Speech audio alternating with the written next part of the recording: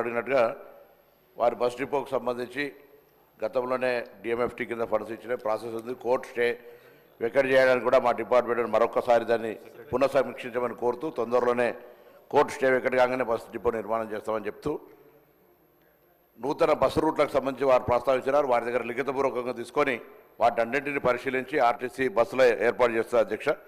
తర్వాత గౌరవ వేములవాడ శాసనసభ్యులు అడిగినట్టుగా వేములవాడ రాజరాజేశ్వర స్వామి అంటే చాలా ఒక దక్షిణ కాశీ లాంటి టెంపుల్, శివరాత్రికి సంబంధించిన జాతర వస్తుంది.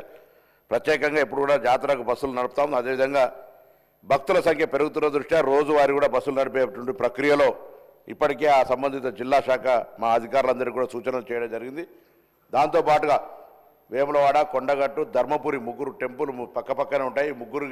మూడు టెంపుల్కి సంబంధించి కూడా ఇంటర్లింక్ బస్సులు నడిపేటువంటి ఒక ప్రయత్నం. ఎందుకంటే వేములవాడ వచ్చిన వాళ్ళు కొండగట్టు వెళ్తారు, కొండగట్టు నుంచి ధర్మపురికి వెళ్తారు కాబట్టి ఆర్టీసీ పరంగా కూడా సౌకర్యం ఉండేటువంటి ప్రయత్నం చేస్తున్నాం. దీనికి సంబంధించి కూడా వారు కొన్ని కొత్త బస్సులు అడిగినారు, అది కూడా లిఖితపూర్వకంగా తీసుకుంటామనేటువంటి మాట సందర్భంగా మనవి చేస్తూ దాంతోపాటుగా గౌరవ సిర్పూర్ శాసనసభ్యులు అడిగినట్టుగా బస్ డిపోకు సంబంధించి ప్రస్తుతానికి అవకాశం లేదు అధ్యక్ష. జిల్లా కేంద్రాలైనటువంటి ములుగు, పెద్దపల్లి తీసుకున్నాం. ఇప్పటికి కూడా రాష్ట్రంలో ఒక పాలసీగా జిల్లా కేంద్రాలు, ఎందుకంటే దాదాపు 10-12 ఏళ్ల కిందనే డిపోలు తప్ప కాలేదు కాబట్టి ప్రస్తుత పరిస్థితుల్లో డిపో ఏర్పాటు వెంటనే చేయలేం, కానీ పరిశీలనలో ఉంటుంది. తప్పకుండా స్థలానికి సంబంధించి మా శాఖ అధికారులకు ఏదైతే ఇప్పటికే మీరు స్థలం ఆర్టీసీకి డిపో కొరకు తీసుకున్నారో దాన్ని రక్షించుకుంటాం. దాంతోపాటుగా కొత్త రూట్స్కు సంబంధించి కూడా వారిని పరిశీలన చేస్తామనే మాట మనం చేస్తూ ఆర్టీసీకి సంబంధించి 2-3 అంశాలుగా ఈరోజు ఆర్టీసీ 1958లో పెట్టిన తర్వాత అధ్యక్ష తెలంగాణలో మనం 2014 బైఫర్కేట్ అయిన తర్వాత ఆనాడు 58,000 మంది ఉద్యోగస్తుల సంఖ్య ఉంటే ఇప్పుడు మేము 2023 డిసెంబర్కి వచ్చే నాటికి 40,000 మంది ఉద్యోగస్తులు అయిపోయినారు అధ్యక్ష. దాని తర్వాత బస్సుల సంఖ్య కూడా అప్పటికొక కరోనా కావచ్చు సమ్మె సందర్భం లోపల బస్సుల సంఖ్య తగ్గించినారు. ఇప్పుడు మహాలక్ష్మి పథకం తర్వాత గ్రామాల్లో బస్సుల డిమాండ్ పెరిగింది. దానికి అనుగుణంగా ప్రభుత్వం ఆర్టీసీ బస్సులు కొత్తవి కొనుగోలు చేయడంతో పాటుగా ఆర్టీసీకి ఒక ఖచ్చితమైన నిబంధన పెట్టుకొని 15 సంవత్సరాలు దాటినటువంటి బస్సులన్నింటినీ స్క్రాప్ చేస్తూ ఉన్నాం. అటువంటి బస్సుల రిప్లేస్మెంట్కి సంబంధించి కొత్తగా ఒక 1000 బస్సులు ఆర్డర్ చేయడంతో పాటుగా తెలంగాణలో ఉన్నటువంటి అక్కా చెల్లెలందరి దగ్గర, మహిళా సంఘాల దగ్గర నుంచి మండల సమైక్యాల దగ్గర కూడా బస్సులు కొనుగోలు చేసి ఆర్టీసీ హైర్ పద్ధతిన నడపడానికి ప్రభుత్వ పాలసీ నిర్ణయం తీసుకుంది అధ్యక్ష. దాని తర్వాత 2012 తర్వాత నియామకాలు లేవు వాస్తవంగా, కానీ మా ప్రభుత్వం వచ్చిన తర్వాత 3038 నియామకాలకు ఇచ్చి పబ్లిక్ సర్వీస్ కమిషన్ అదేవిధంగా పోలీస్ రిక్రూట్మెంట్ బోర్డుకు రాయడం జరిగింది. వాటన్నిటికి సంబంధించిన నియామకాలు కూడా జరుగుతూ ఉన్నాయి అధ్యక్ష.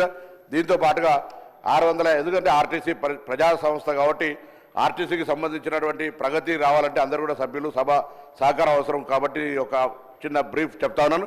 ఈ సందర్భంగా ఆర్టీసీకి సంబంధించి కూడా ఏరియర్ బ్యాండ్స్ అన్ని కూడా 280 కోట్లు ఇచ్చాం. పీఆర్సీ కూడా 2017 నుంచి పెండింగ్ ఉంటే 21% పెండింగ్ ఇచ్చినాం. ఉద్యోగ నియామకాలు చేపడతా ఉన్నాం, కారుణ్య నియామకాలు ఇచ్చినాం, కొత్త బస్సులు కొంటా ఉన్నాం. ఇంకా ఇంకేదైనా ఆర్టీసీ పరంగా రూట్ల అంశం ఉంటే నేను దయచేసి గౌరవ సభ్యులందరికీ విజ్ఞప్తి చేస్తా ఉన్నా. కొత్త బస్సులు రాబోతూ ఉన్నాయి. ప్రజలు మహిళలకు సంబంధించిన ఒక అవకాశం వచ్చింది కాబట్టి ఎక్కువ ఆర్టీసీ మీద ఉపయోగించుకుంటా ఉన్నారు. గతంలో 40, 50, 60% ఉన్న ఆక్యుపెన్సీ 100% దాటిపోతున్నటువంటి సందర్భం లోపల నేను గౌరవ సభలో ఉన్న సభ్యులందరి సహకారాన్ని మీ ద్వారా ఆర్టీసీ ప్రగతికి, ప్రజల యొక్క పేద ప్రజలకు సంబంధించినటువంటి ఒక లైఫ్ లైన్ అయినటువంటి ఆర్టీసీకి అన్ని రకాల సహకారం ఉండాలని మీ ద్వారా కోరుతా ఉన్నా అధ్యక్ష. Question number 639 Chiryala revenue division ఏర్పాటు. గౌరవ రెవెన్యూ మంత్రి గారు. అధ్యక్ష, ఏకి అటువంటి హామీ ఏది ప్రస్తుత ప్రభుత్వం ఇవ్వలేదు. బికి ఈ ప్రశ్న ఉత్పన్నం కాదు. సికి చేర్యాల డివిజన్ ఏర్పాటు నిమిత్తం సాధ్యాసాధ్యాలను సిద్దిపేట జిల్లా కలెక్టర్ గారు పరిశీలిస్తున్నారు.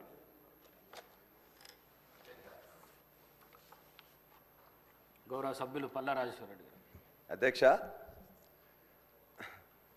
మంత్రి గారికి మొట్టమొదటి మీటింగ్లో నాకు ఇక్కడ అవకాశం వచ్చినప్పుడు కొత్త సభ్యునిగా నా మొట్టమొదటి రిక్వెస్ట్ కూడా రెవెన్యూ శాఖ మంత్రి గారికి ఆ రోజు నా లెటర్గా సబ్మిట్ చేశాను. అధ్యక్ష, చేర్యాల ప్రాంతం అనేది జనగాం నియోజకవర్గంలో ఉన్న మొత్తం మన తెలంగాణ ప్రజల యొక్క కోట్లాది మంది ఇలవేల్పు కొమరవెల్లి మల్లన్నకు ప్రాశస్త్యం కలిగిన స్థానం అది. వారు కొలువై ఉంటారు. ఇక్కడ అత్యంత ప్రాముఖ్యత కలిగిన నకాషి పెయింట్స్ కూడా ఇదే చేర్యాల ప్రాంతం ఉంటాయి అధ్యక్ష. ఇక్కడ 5 మండలాలు ఇప్పుడు ఉన్నాయి అధ్యక్ష. చేర్యాల టౌను, కొమరవెల్లి, దూల్మిట్ట, మద్దూరు. దీనికి సంబంధించింది ఎప్పుడో ఇది నియోజకవర్గం అధ్యక్ష. చేర్యాల ప్రాంతం అనేది ఇంతకుముందు నియోజకవర్గంగా ఉన్నది, పాత తాలూకా కేంద్రంగా ఉన్నది. అదేవిధంగా ఇవాళ ఈ యొక్క 5 మండలాలకు సంబంధించి ఒక్కొక్కరు ఒక్కో దగ్గర పోవాల్సి వస్తుంది అధ్యక్ష. ఇవాళ మేము పోలీస్ పని ఉన్నట్లయితే హుస్నాబాద్ పోవాల్సి వస్తుంది, రెవెన్యూ పని ఉన్నట్లయితే సిద్దిపేట పోవాల్సి వస్తుంది, వ్యవసాయ పనులు ఉన్నట్లయితే గజ్వేల్ పోవాల్సి వస్తుంది, నియోజకవర్గ పనులైతే జనగామ పోవాల్సి వస్తుంది.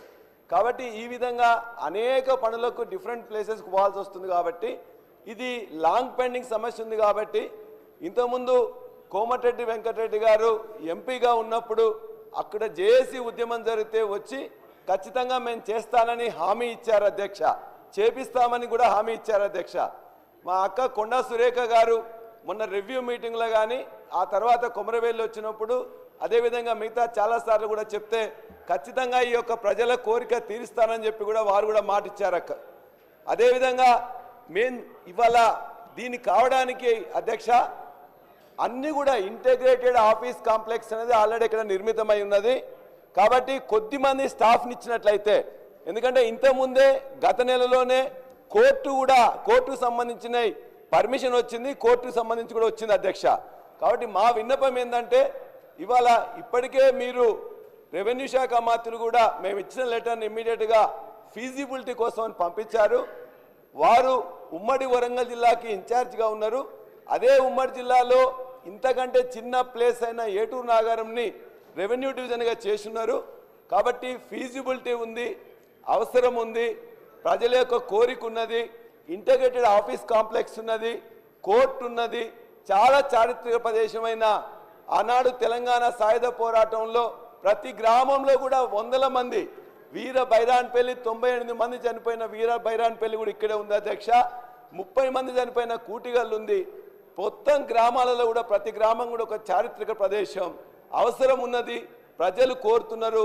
కాబట్టి సీనన్న నేను రిక్వెస్ట్ చేస్తున్నా, దయచేసి మీరు ఏదైతే ఫీజిబిలిటీ కోసం పంపించినరో కోమటిరెడ్డి వెంకటరెడ్డి గారు మంత్రి ఆనాడు ఎంపీగా వారికి హామీ ఇచ్చిండ్రో, ఈ మధ్య సురేఖ గారు కూడా ఇస్తానని చెప్పేసి ఒక హామీ ఇచ్చిండ్రో, దయచేసి మీరు కూడా వెంటనే ఈ రెవెన్యూ డివిజన్ ఏర్పాటుని ఆమోదించి ప్రకటించవలసిందిగా, దాని యొక్క ఫీజిబిలిటీ కాదు ఇమ్మీడియట్గా చేయవలసిందిగా మీ ద్వారా మంత్రులను ముఖ్యమంత్రి గారిని కూడా రిక్వెస్ట్ చేస్తున్నాను.